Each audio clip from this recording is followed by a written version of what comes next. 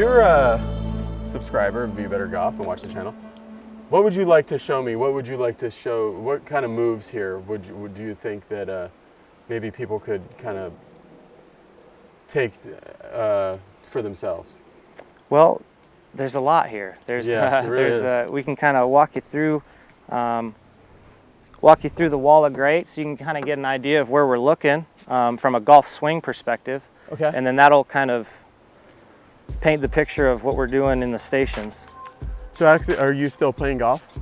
A bit. A bit? Yeah, we're a little busy. We got a pretty big build out coming, so we're in the office more these days, but I still get to play a bit here and there. Good. Compete ever? Or Last year I competed a little bit. Yeah. I still get the urge to go compete every now and then. All right, so we're here at the wall of greats. Yeah, Does it have any order? I'll walk you through it. Kind of, it starts you. So this is not only like educational, but it's also like validates some of the things that you guys are trying to do. We wanted to look at how can we create a way to see what the greats are doing and make it more about them and less about us. Yeah, so it's less your opinion. And right, it's more learn from the greats. And if you want to build these feels, then we have stations that kind of correlate to that. So some of the cornerstones here would be obviously centered, balanced in the top left there. There's a sense of the feet turned out. So come on in and you can point around too. Yeah, so when you look at a Faldo or a Hogan or a Nicholas or Mickey Wright, Hogan's favorite golf swing, we forget that sometimes. Yeah. Sam Snead, just the fact that the feet are slightly turned out. Yeah. Obviously centered, balanced, very basic concept in martial arts. We look at, a big one is this idea of setup and how that's setup has sort of changed and bounced around a lot over the years. In recent years, we've seen people with a lot more of this S curve. Right. And not this. Right. This is how I set up with my putting and my chipping. Yeah. But it's not really how. But I've had teachers, macro gradient students actually, tell me that no, you should. That would be a good setup for you in general. Absolutely, because when we're looking at setup from a martial art perspective, when we talk about pressure or energy, where it's coming from. Yeah. When you think of nature's back brace or the pressure in the martial art word would be dantian or center. If I set up in this direction here and I'm rounded, like if I was going to throw a pitch, I'd be rounded. Or if I was going to kick a soccer ball, I'd be strong in this direction. Yeah, my friend was a national champion in wrestling, and their position was right. And what you just did was you compress the energy. So from a martial art perspective, we're looking at the relationship between the diaphragm and the pelvic floor. So if you let me borrow your club really quick and come over here and watch this for a sec. Yeah. So if I'm here and I set up and I bend from the waist, now notice here that my diaphragm to pelvic floor, they're parallel to each other. Yeah. Now, if someone told me to stick my glutes out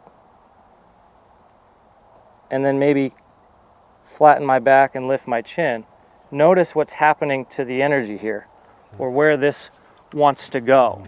So when we look at how to compress energy in a martial art, or how to throw a punch, or how to set this up so that it can rotate properly and then the tailbone's in the right spot so the pelvic can thrust through and out of impact, we have to look at, okay, well, wait a second here. If I'm going to be strong here, if I do that, I just blew out the lower lumbar. Yeah. So now I've also blown out the energy here in the front. So the body, to protect itself, is going to go like this, or jump forward, or come back to strong, or come back to balanced. Well, just devil's advocate, there are really good ball strikers that have that more flat back look, so what are they doing in their swings to compensate for that then? Well, when we look at a world-class tour player who gets to hit a lot of golf balls and gets to play a lot, and it's their lifestyle, I'm assuming you're thinking more of like an Adam Scott, or someone like maybe even Rory, who gets a little bit flatter in the back at times. We have to look at, okay, what's the strength, what's the energy, what's the player doing, and how many balls are they hitting, and how strong are they to be able to hold that all together at a world-class level. But for Mrs. Smith down the road, or just a generic 5 to 20 handicap, if we set them up here with no pressure, with no energy, with no strength in the midsection, then the body's going to always sort of coming up and out of up this way and Right. that way. Okay. Right. Up top is square, but that's a little. Yeah, the right foot slightly Little drop back, back, so yeah. you can kind of create more of a wind up to the top of the backswing, create a little more leverage. This is something that a lot of people are seeing now with the MySwing system, the gear system, and things like that. There's not as much as on camera. It looked for years like guys were doing this, Right. and then this, Right. but now they're seeing really it's a lot more centered Right. to centered, and then as the arms accelerate, then it actually starts backing up in kind of opposition to that. Right. Is that what? Tell me you guys' idea on this. Well, so when I look at just where my center is, so if I set up in this direction, where my sternum is in relation to sternum belt buckle, centered here. When You see that here. when I draw this up to the top, so I'm here, as I draw this up, there's a sense of pushing back or getting wound up. Then maybe this left hip flexor can even turn in a little bit, and the ribs can kind of load up as the arms create strength and width and leverage to the top. But it's not about, am I in the right position, or how do I put this club in a certain spot? It's about, is the body centered, balanced, strong, and then from here, can I create leverage up here to the top? Right. So there's a sense of, if I move over here, then that's going to make me have to move, or my head's going So at laterally. address, you're centered, you're balanced, you're Right. strong. At the top, you still feel centered, balanced, and strong. Right. Yeah. It's not like you've gotten off and then you try to reestablish it. Yeah, I'm okay with a little bit, but just we see sometimes students will, the chain of reactions when you get moving too much side to side in the backswing So is, this is kind of like a golfing machine thing with this extensor action. Here, is that what we're talking about here, with arms pushing down and straightening? yeah, just Or creating, they're feeling right. like that? Just, yeah, there's just a sense of creating width in the arms, or there's a sense that the hand height stays level from, so if you set up there, so the butt of the club is going to stay at that height as you push back and push down slightly, yeah. Like that, yeah. Slightly there, yeah. And then Yeah. things will start to unravel and go up to the top of the backswing. Yeah, But just a sense of Hogan's arms being bent and relaxed at setup, and then he creates leverage, so Oh, they okay. start to straighten So as he... yes, Right. somebody was giving me a dissertation on P2, and this is what they were saying. So it's here Yeah, with this kind of short game setup. It's relaxed, but then yeah, you create leverage, so the arms will create width, or start to have a sense that they're pushing away. But the feeling is the arms are pushing away while the body's not going with it. So the Yeah. body's almost resisting, almost counterbalancing in the other direction, which results in you staying fairly centered, fairly balanced to the top of the backswing. This and this all connected. Yeah, well, really simple movements. Yeah. Just kind of taking the club out of it a little bit and starting to look at, okay, well, where is the body? Where is the pelvis? Where is the shoulders? Where are the ribs? And how's the body move? And what are the commonalities? That's the So, part that Brandel really liked. The part that's always been so difficult that I've seen for people in golf is the transition. Is this starting to get into the transition here, or is that on the next board? Yeah, What we'll is the- start to shift into the transition a bit. Yeah. What is surfing down and towards target? So when we look at where's my center here at setup, and then as I create width and leverage to the top of the backswing, we want to look at, okay, well, how do the greats move into this, what we call surf to level position? Yeah. Or how do they move their center to the bottom of the arc? Right. So this idea that we're up here, but then there's going to be this left shoulder, left knee, there's a little sense of squish, which moves me in this direction, and I'm leveling this out, or leveling out the airplane as I land on the runway. So I want to have a sense of where's my center, but I also want to have a sense of where's my center in relation to the bottom of the arc. Okay, let's move on from the wall of greats for a second, because this is the area that the channel is mostly about, the Yeah. transition. So you just showed me that move, and that's real interesting to me here. Yeah. So what would be some of the drills that we have somebody who, instead of doing this, is doing that? Right. So Right. is this our like transition? Yeah, station we right would here? we would hang out in here I for love transition. the hammers. Yeah. Because I do a lot of stuff with hammers. Right. So the first thing I would show you is what we call surf to level.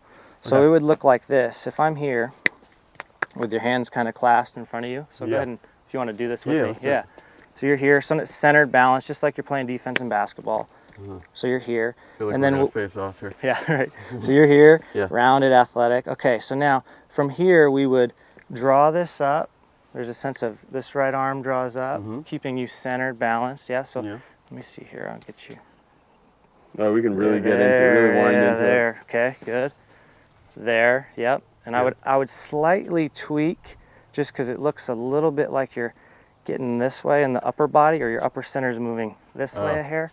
Because there's a sense of where this thoracic has to release to or zero out at so that you can stay centered. So you'd be there, yep. Oh, good. don't.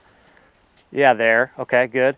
So now from there, I want you to feel there's a little, I'm here, and there's a little slightly down, slightly left, and then I level this out, or surf to level, we call it. What are you leveling out? You're leveling out the body. So I've taken the shoulders, the hips, the ribs, I've wound it up. Now I'm gonna level it back out.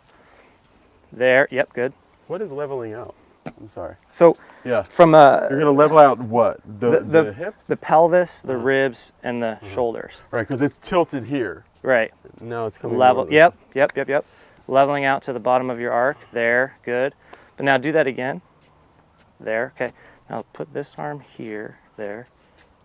There you go. So the sternum matches with your belt. Or the buttons on your shirt match with your belt. Yeah, there.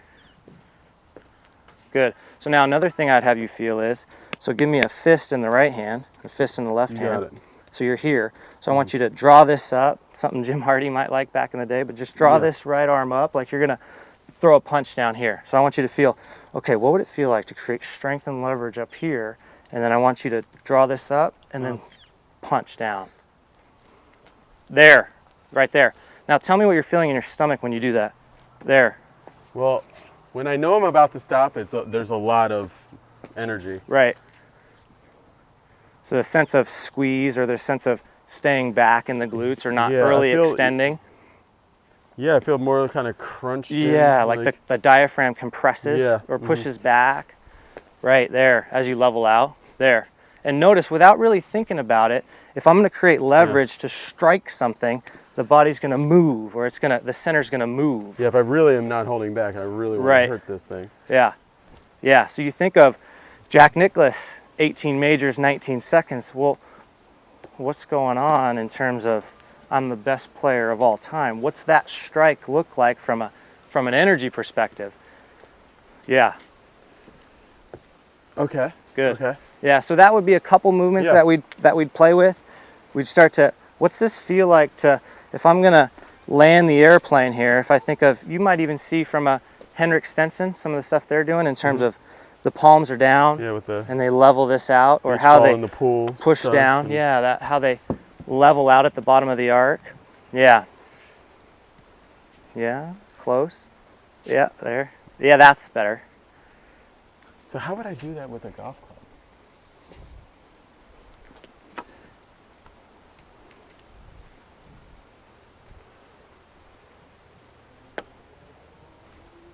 Oh, see, it feels so different. It feels like I can't do it with the club. So it looked like this with a golf club if I was here.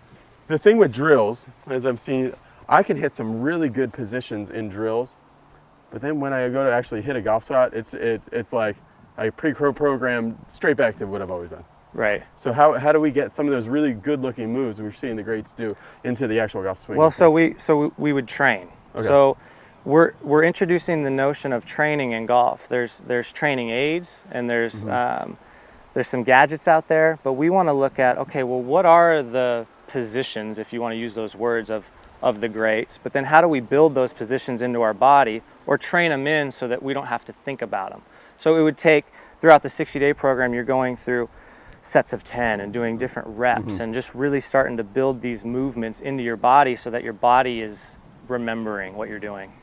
So let's try this move. See, my question was, I like this. Yeah, so that. Yeah. And let the arm go too. close. Good. Yeah, But there. when I get the club and I try that, Right. So you look at, yeah, I feel over. a little know? bit. Yeah. Yeah. So you're so This right. feels over with the club. So how am I doing it? Yeah, that's I'm fine kind of there. doing it in slow motion. Well, if you were going through the 60-day program, you'd be 30 days into pressure by the time you started this movement. So I'm kind of jumping you ahead a little bit. Yeah, of course. Yeah. So what you're feeling is, okay, what would it feel like to get leverage and then create strength into impact? So what would it look like if I needed to, if I was going to strike something? Yeah. Right after Alex said that, the card ran out. So we switched cameras, and then you guys will see the rest of that in the next video. Go to Instagram and follow me on Instagram at @BB_golf show. And go to Alex's Instagram, Alex Tathata Golf. The link for it is in the description below. And be sure to check out the BeBetterGolf.net Pro Shop at BeBetterGolf.net/Pro Shop. Thanks for watching, guys. Stay tuned. Later. Bye.